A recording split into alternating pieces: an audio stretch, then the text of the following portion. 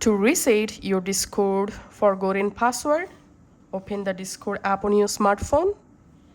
Then tap on You and tap the settings icon. Scroll down and tap on Logout. Just log out of your account. Now tap Login. And here tap on Forgot Password. Before that, you have to enter here your Discord account email or phone number. Then tap on Forgot Password. And we can see we sent instructions to change your password to this email. So all you have to need, go to your Gmail and you get password reset mail from Discord. Open the mail and click on reset password.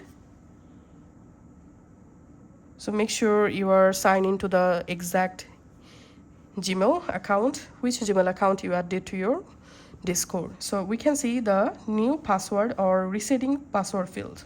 Now from here you will be able to easily reset or change your Discord account password without old or current password. Thanks for watching.